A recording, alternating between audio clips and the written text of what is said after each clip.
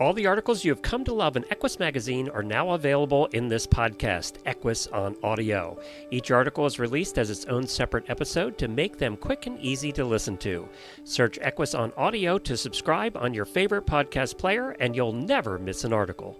This article was posted on April 20th, 2026, and is titled, "The 3 Worst Threats to Your Horse's Skin and What to Do About Them." A horse's coat can only look its best when the skin beneath is healthy. That's why an essential part of any grooming routine is staying alert to conditions that can compromise dermatological health. Here are the 3 most common skin-compromising conditions. Number 1. Moisture. For starters, be on watch for rain rot, the crusty, painful skin infection that thrives in damp weather. The bacteria responsible, Dermatophilis congolensis, normally reside on your horse's skin without consequence.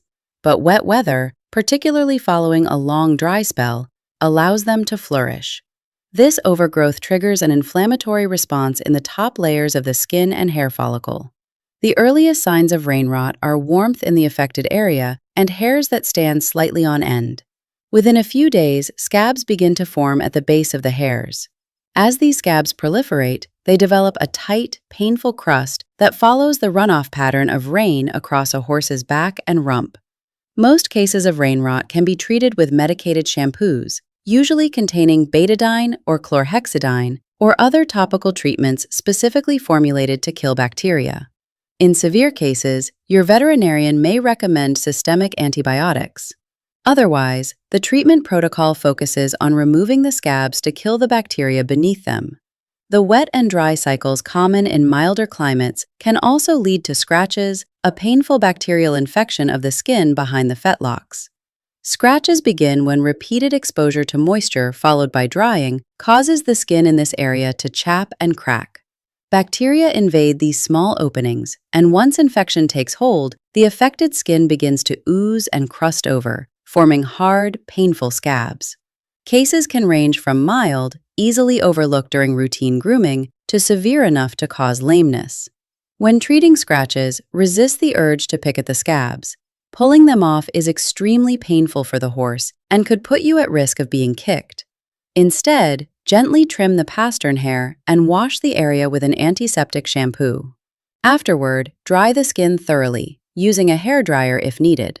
Finish by applying an antibiotic ointment followed by a thick layer of an emollient cream, such as one used to treat diaper rash.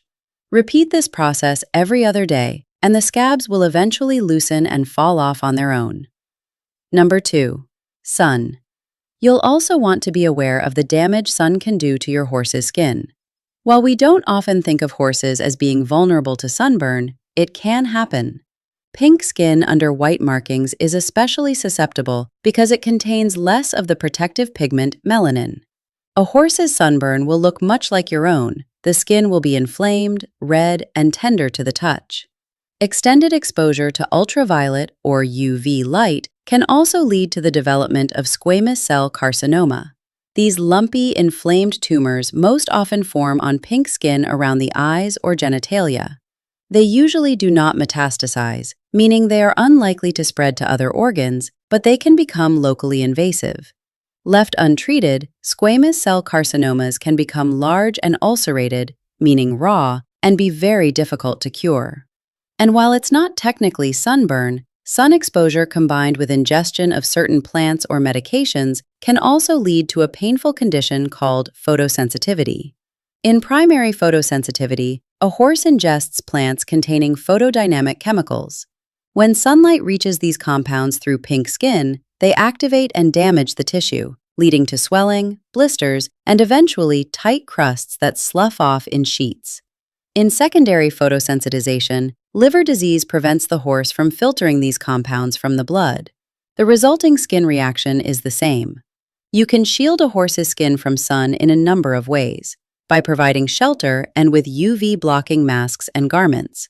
You can also use topical sunblocks, such as zinc oxide cream, directly on areas of pink skin.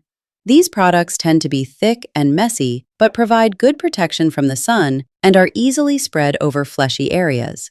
For spots with thicker hair, try a non-greasy sunscreen specially formulated for horses.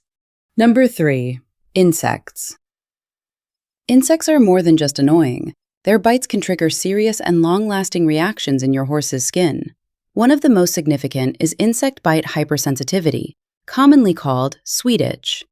An allergic reaction to the saliva of certain biting insects, particularly tiny midges of the culicoid species, sweet itch causes swelling and intense itchiness. Horses may rub themselves raw seeking relief.